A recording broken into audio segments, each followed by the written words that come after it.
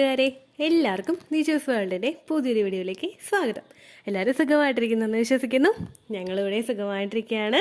അപ്പോൾ എല്ലാവരും സന്തോഷത്തോടെയും ആരോഗ്യത്തോടെയും ഒക്കെ ഇരിക്കുക കേട്ടോ. ഇന്നത്തെ വീഡിയോയിൽ സംസാരിക്കുന്നത് പ്രഗ്നൻസി പോസിറ്റീവ് ആകുന്നതിന് മുൻപ് നമ്മുടെ ചാനലിലെ മെജോറിറ്റിയോളം ആളുകൾക്ക് ഉണ്ടായിരുന്ന 5 പ്രഗ്നൻസി ലക്ഷണത്തിനെ പറ്റിയിട്ടാണ് കേട്ടോ. അപ്പോൾ അതെന്തൊക്കെയാണെന്ന് നമുക്ക് നോക്കാം. വീഡിയോ നമുക്ക് സ്റ്റാർട്ട് ചെയ്യാം. ഇതിനോടൊപ്പം ഒരുപാട് ആളുകൾ നമ്മുടെ ചാനൽ ഫോളോ ചെയ്തിട്ട് പ്രഗ്നൻ്റ് ആയിട്ടുണ്ട്. അവരുടെയൊക്കെ സക്സസ് സ്റ്റോറീസ് കാണാൻ വേണ്ടിയിട്ട് നിങ്ങൾ നമ്മുടെ ചാനൽ വിസിറ്റ് ചെയ്തതിന് ശേഷം കമ്മ്യൂണിറ്റി ടാബ് പ്രസ് ചെയ്ത് നോക്കുക. അതിൽ സക്സസ് സ്റ്റോറീസ് നിങ്ങൾക്ക് കാണാനായിട്ട് സാധിക്കുന്നതാണ്. അതിൽ നിങ്ങൾക്ക് താല്പര്യമുള്ള ടിപ്സ് നിങ്ങൾ ഫോളോ ചെയ്യാനായിട്ട് പ്രത്യേകം ശ്രദ്ധിക്കണം കേട്ടോ. ഇവിടെ പ്രഗ്നൻസി ലക്ഷണത്തിനെ പറ്റിയിട്ട് വീഡിയോസ് ചെയ്യുന്നത് പ്രധാനമായിട്ടും നിങ്ങൾക്കൊരു അവയർനെസ്സിന് വേണ്ടിയിട്ടാണ്. അതായത് ഒരുപാട് ആളുകൾ PCOD ഉള്ളവരും അതുപോലെ പ്രിമെൻസ്ട്രൽ സിംറ്റംസ് ഒക്കെ ഉള്ളവരും പ്രഗ്നൻസി ലക്ഷണങ്ങൾ കണ്ടു കഴിഞ്ഞാലും അത് പീരിയഡ്സിൻ്റെ ആണെന്ന് തെറ്റിദ്ധരിച്ചിട്ട് പീരിയഡ്സ് ഇൻഡ്യൂസ് ചെയ്യാൻ വേണ്ടിയിട്ടുള്ള കാര്യങ്ങൾ ചെയ്യുന്നതായിട്ട് അറിഞ്ഞു വരുന്നുണ്ട്. അപ്പോൾ അവർക്കൊക്കെ വേണ്ടിയിട്ടുള്ളൊരു അവയർനെസ്സിന് വേണ്ടിയിട്ടാണ് ഇത്തരത്തിലുള്ള പ്രഗ്നൻസി ലക്ഷണത്തിനെ പറ്റിയിട്ട് വീഡിയോസ് ചെയ്യുന്നത് കേട്ടോ. ഈ ലക്ഷണം ഉണ്ടെങ്കിലേ മാത്രമേ നിങ്ങൾ പ്രഗ്നൻ്റ് ആകൂ എന്ന് ഞാൻ പറയുന്നില്ല കേട്ടോ. യാതൊരു തരത്തിലുള്ള പ്രഗ്നൻസി ലക്ഷണം ഇല്ലെങ്കിലും നിങ്ങൾക്ക് പ്രഗ്നൻസി പോസിറ്റീവ് കിട്ടാനായിട്ട് ചാൻസ് ഉണ്ട്. നിങ്ങൾ ശ്രദ്ധിക്കേണ്ടത് ഒരു കാര്യം മാത്രമാണ്, എക്സ്പെക്റ്റഡ് പീരിയഡ് ഡേറ്റിൽ നിങ്ങൾക്ക് ബ്ലീഡിങ് വരുന്നുണ്ടോ എന്ന് നോക്കുക. അതുപോലെ തന്നെ ബ്ലീഡിങ് ഉണ്ടെങ്കിൽ തന്നെ ആ പോകുന്ന രക്തത്തിൻ്റെ അളവ് എത്രത്തോളമാണെന്നുള്ള കാര്യം കൂടി നിങ്ങൾ മോണിറ്റർ ചെയ്യണം. ലൈറ്റായിട്ടുള്ള ബ്ലീഡിങ് വന്നിട്ടും പ്രഗ്നൻസി ടെസ്റ്റ് ചെയ്ത് നോക്കുമ്പോൾ പോസിറ്റീവ് റിസൾട്ട് കിട്ടുന്ന ഒരുപാട് പേരുണ്ട്. അതുകൊണ്ടാണ് ഈ ഒരു കാര്യം കൂടി പറഞ്ഞത് കേട്ടോ. അപ്പോൾ ഇവിടെ പറയുന്ന പ്രഗ്നൻസി ലക്ഷണത്തിൽ ഏറ്റവും ആദ്യത്തേതെന്ന് പറയുന്നത് തലകറക്കമാണ്. പ്രഗ്നൻ്റ് ആയിട്ടുള്ള എല്ലാ സ്ത്രീകൾക്കും ഒരുമാതിരി തലകറക്കം ഉണ്ടാവാറുണ്ട്. തലകറക്കം ഉണ്ടാകുന്ന സുപ്രധാനമായിട്ടുള്ള കാര്യങ്ങളിൽ ഏറ്റവും ആദ്യത്തേതെന്ന് പറയുന്നത് നമ്മളിലെ ബ്ലഡ് വെസൽസ് ഒന്ന് ഡൈല്യൂട്ട് ആകുന്നതാണ്.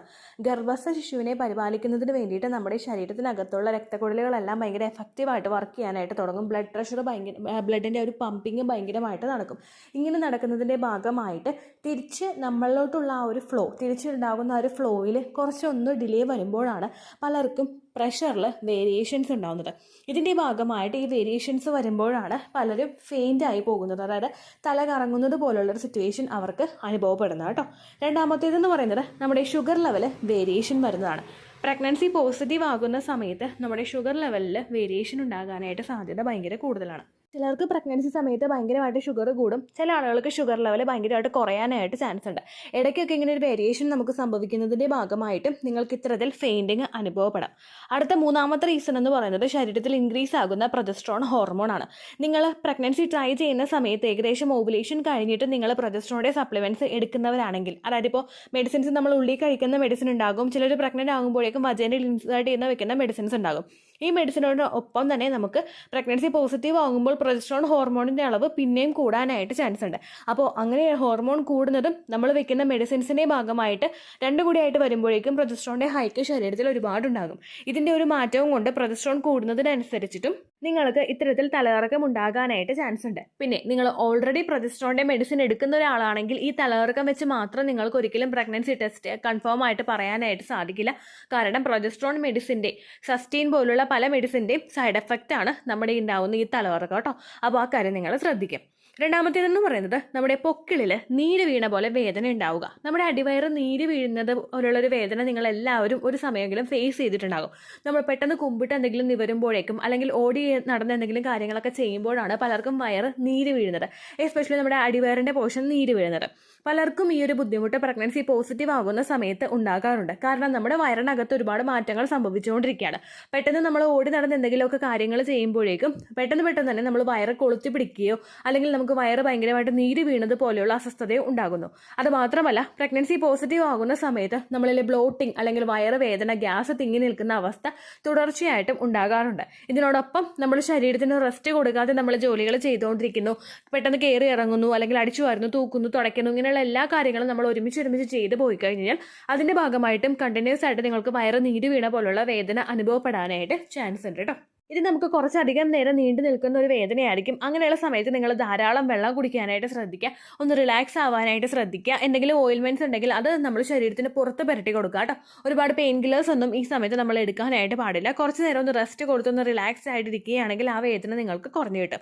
ഇംപ്ലാന്റേഷൻ നടക്കുന്ന സമയത്ത് നിങ്ങൾ ഒരുപാട് ഹെവി ആയിട്ടുള്ള ജോലികളും കണ്ടിന്യൂസ് ആയിട്ട് ചെയ്യുന്ന ജോലികളും ചെയ്യാതിരിക്കാനായിട്ട് പ്രത്യേകം ശ്രദ്ധിക്കുക. അതായത് ചില ആളുകളുണ്ട് രാവിലെ എഴുന്നേറ്റ് കഴിഞ്ഞാൽ ജോലി മൊത്തം തീർന്നിട്ടേ ഇരിക്കുകയുള്ളൂ, അങ്ങനെ ചിന്തിക്കുന്ന ആളുകളുണ്ട്.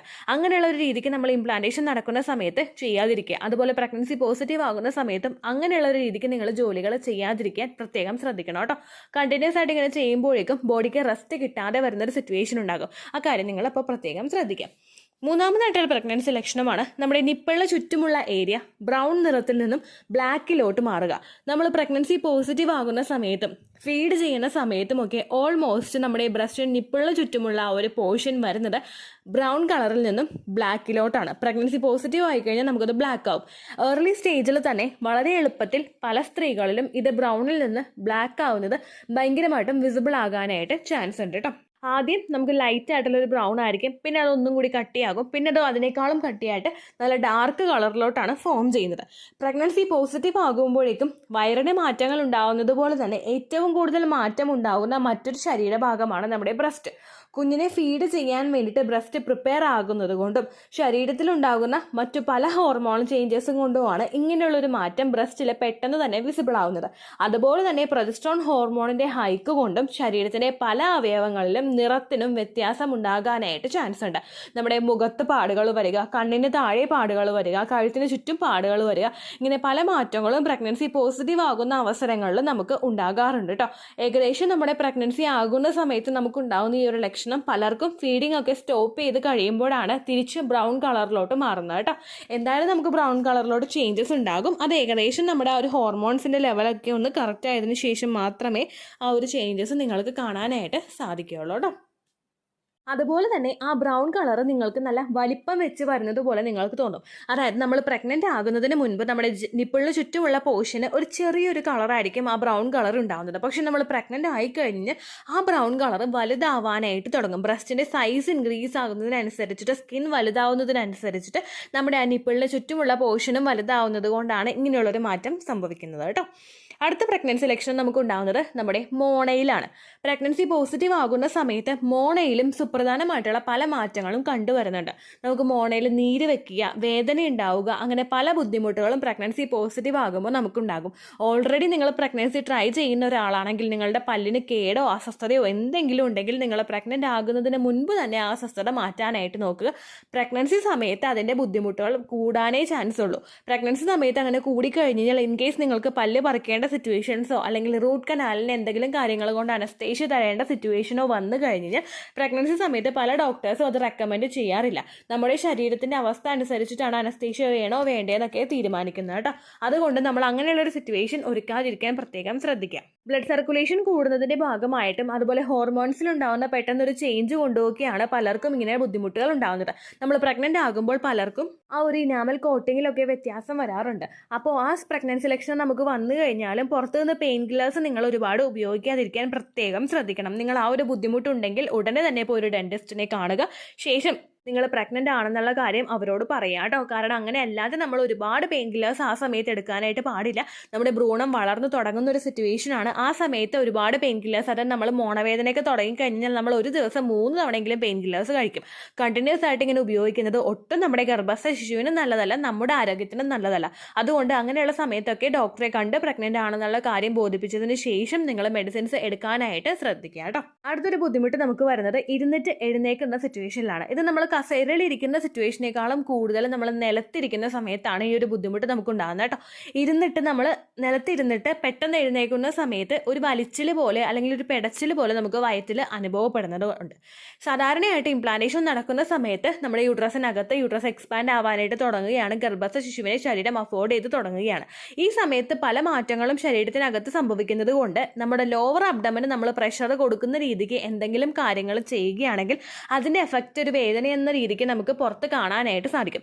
നമ്മൾ ഇരുന്നിട്ട് എഴുന്നേക്കുന്ന സമയത്തൊന്ന് ചിന്തിച്ച് നോക്കുക. നിലത്തിരുന്നിട്ട് നമ്മൾ എഴുന്നേക്കുമ്പോഴേക്കും കൈകുത്തി നമ്മൾ എഴുന്നേക്കുമ്പോഴോ അല്ലെങ്കിൽ ഏറ്റവും കൂടുതൽ നമ്മൾ വെറുതെ ആയിട്ട് എഴുന്നേറ്റാൽ കൂടി തന്നെ പ്രഷർ ഏറ്റവും അധികം നമ്മൾ കൊടുക്കുന്നത് നമ്മുടെ അടിവയറിൻ്റെ പോർഷനിലാണ്. അരയ്ക്ക് കീഴ്പോട്ടുള്ള പോർഷനിലാണ് പ്രഷർ കൂടുതലായിട്ട് വരുന്നത്. ഇത് നമുക്ക് ഉണ്ടായിക്കഴിഞ്ഞാൽ പലർക്കും കുറച്ച് നേരത്തേക്ക് ലാസ്റ്റ് ചെയ്യുന്ന തരത്തിലൊരു വലിച്ചിലോ അല്ലെങ്കിൽ ഒരു പെടച്ചിലോ ആ ഒരു ഭാഗത്ത് അനുഭവപ്പെടാനായിട്ട് ചാൻസ് ഉണ്ട് കേട്ടോ. ഇത് ഉണ്ടാകുമോ എന്നറിയാൻ വേണ്ടിയിട്ട് ഒരുപാട് നേരം നിങ്ങൾ ഇരുന്നിട്ടൊന്നും എഴുന്നേക്കണ്ട. നോക്കണ്ട. തണുപ്പുള്ള സർഫേസിൽ ഒരുപാട് നേരം ഇരുന്ന് കഴിഞ്ഞാൽ നമുക്ക് നീർക്കെട്ട് വീഴാനായിട്ട് ചാൻസ് ഉണ്ട്. അതിന് വേണ്ടിയിട്ട് നിങ്ങൾ നോക്കണ്ട കേട്ടോ. പക്ഷേ സഡനായിട്ട് ഇരുന്നിട്ട് എഴുന്നേൽക്കുമ്പോൾ നിങ്ങൾക്കൊരു അസ്വസ്ഥത കാണുന്നുണ്ടെങ്കിൽ നിങ്ങൾ മസ്റ്റായിട്ട് ശ്രദ്ധിക്കണം കേട്ടോ. ലക്ഷണങ്ങൾ കാണുന്നുണ്ടെങ്കിലും കാണുന്നില്ലെങ്കിലും എക്സ്പെക്റ്റഡ് പീരിയഡ് ഡേറ്റ് കഴിഞ്ഞിട്ട് 5 ദിവസത്തിനെങ്കിലും ശേഷം രാവിലെ ആദ്യത്തെ യൂറിൻ എടുത്തിട്ട് നിങ്ങൾ പ്രഗ്നൻസി ടെസ്റ്റ് ചെയ്ത് നോക്കുക കേട്ടോ. രാവിലത്തെ യൂറിനിലായിരിക്കും ഹോർമോണിൻ്റെ അളവ് ഏറ്റവും കൂടുതലുള്ളത്. ആ സമയത്തായിരിക്കും നിങ്ങൾക്ക് കൃത്യമായിട്ടുള്ള റിസൾട്ട് കിട്ടുന്നത് കേട്ടോ. ഇത്രയേ ഉള്ളൂ വീഡിയോ. യൂസ്ഫുൾ ആയി കാണുമെന്ന് വിശ്വസിക്കുന്നു. യൂസ്ഫുൾ ആവുന്നുണ്ടെങ്കിൽ ലൈക്ക് ചെയ്യുക, ഫ്രണ്ട്സിനൊക്കെ ഷെയർ ചെയ്ത് കൊടുക്കുക കേട്ടോ. എന്തെങ്കിലും സംശയം ഉണ്ടെങ്കിൽ നിങ്ങൾ കമൻസിൽ ചോദിക്കുക. പണ്ടത്തെ വീഡിയോയ്ക്ക് കമൻസ് ഇടുന്നവർക്ക് റിപ്ലൈ ലഭിക്കുന്നില്ലെങ്കിൽ ലേറ്റസ്റ്റ് ആയിട്ട് ഞാൻ ഏത് വീഡിയോ ആണോ അപ്ലോഡ് ചെയ്യുന്നത് അതിന് താഴെ കമൻറ്റ് ഒന്ന് കോപ്പി പേസ്റ്റ് ചെയ്യാനായിട്ട് ശ്രദ്ധിക്കുക കേട്ടോ. അതുപോലെ ഓവുലേഷൻ ഡേറ്റ് കാൽക്കുലേറ്റ് ചെയ്ത് തരാനായിട്ട് റിക്വസ്റ്റ് ചെയ്യുന്ന ആളുകൾ എത്രയാണോ സൈക്കിൾ ലെങ്ത് അത് മെൻഷൻ ചെയ്യാനായിട്ട് ശ്രദ്ധിക്കുക. സൈക്കിൾ ലെങ്ത് എന്നതുകൊണ്ട് ഉദ്ദേശിച്ചത് ഓരോ മാസവും എത്ര ദിവസം കൂടുമ്പോഴാണോ ബ്ലീഡിങ് വരുന്നത് അതാണ് സൈക്കിൾ ലെങ്ത്. കഴിഞ്ഞ മാസം ഒരു 8-ാം തീയതിയാണ് ബ്ലീഡിങ് ആയതെങ്കിൽ ഈ മാസം 6-ാം തീയതിയാണ് ബ്ലീഡിങ് ആയതെങ്കിൽ കഴിഞ്ഞ മാസം 8-ാം തീയതി മുതൽ ഈ മാസം 6-ാം തീയതി വരെ എത്ര ദിവസമുണ്ടോ അത് കാലണ്ടറിൽ എണ്ണി തിട്ടപ്പെടുന്നതാണ് നിങ്ങളുടെ സൈക്കിൾ ലെങ്ത്. സൈക്കിൾ ലെങ്ത് നമ്മൾ കൃത്യമായിട്ട് കാൽക്കുലേറ്റ് ചെയ്യുകയാണെങ്കിൽ ഓവുലേഷൻ ഡേറ്റ് എളുപ്പത്തിൽ കണ്ടുപിടിക്കാൻ വേണ്ടിയിട്ട് ഒരുപാട് ആപ്ലിക്കേഷൻസും ഒരുപാട് ഓൺലൈൻ ആയിട്ടുള്ള വെബ്സൈറ്റുകളും ഇന്ന് നമുക്ക് അവൈലബിൾ ആണ്.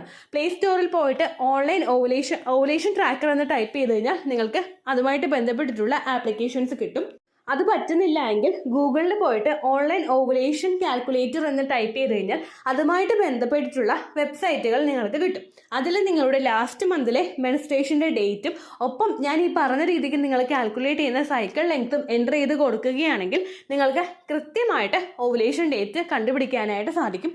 ഫെർട്ടൈൽ ടൈം പീരീഡും നിങ്ങൾക്ക് കിട്ടും. അതായത് എത്ര ദിവസം മുതൽ കോൺടാക്ട് ചെയ്ത് തുടങ്ങിക്കഴിഞ്ഞാൽ നിങ്ങൾ പ്രഗ്നൻ്റ് ആകും എന്നുള്ളൊരു ഡേറ്റും നിങ്ങൾക്ക് പ്രോപ്പറായിട്ട് കിട്ടും കേട്ടോ. ഇത് കാൽക്കുലേറ്റ് ചെയ്യുന്ന സമയത്ത് സൈക്കിൾ ലെങ്ത് കാൽക്കുലേറ്റ് ചെയ്യുന്ന സമയത്ത് നിങ്ങളുടെ ആ ഒരു കലണ്ടറിൽ നോക്കി തന്നെ നിങ്ങൾ കാൽക്കുലേറ്റ് ചെയ്യുക. പല മാസങ്ങളിലും 30-31 ദിവസമുണ്ട്. അതുകൊണ്ടാണ് അങ്ങനെ പറഞ്ഞത്. ഒപ്പം നിങ്ങൾക്ക് ബ്ലീഡിങ് തുടങ്ങിയ ദിവസത്തിന് വേണം നിങ്ങൾ ഡേ 1 ആയിട്ട് എടുക്കാൻ വേണ്ടിയിട്ട്. സ്പോട്ടിങ് തുടങ്ങിയ ദിവസത്തിനെ അതായത് ചെറുതായിട്ട് ഡിസ്ചാർജ് പോയി തുടങ്ങിയ ദിവസത്തിനെ നിങ്ങൾ കൺസിഡർ ചെയ്യേണ്ട ആവശ്യം ഇല്ല കേട്ടോ. അപ്പോൾ ഇത്രയേ ഉള്ളൂ വീഡിയോ. അടുത്തൊരു വീഡിയോ ആയിട്ട് നമുക്ക് വീണ്ടും കാണാം. ബൈ.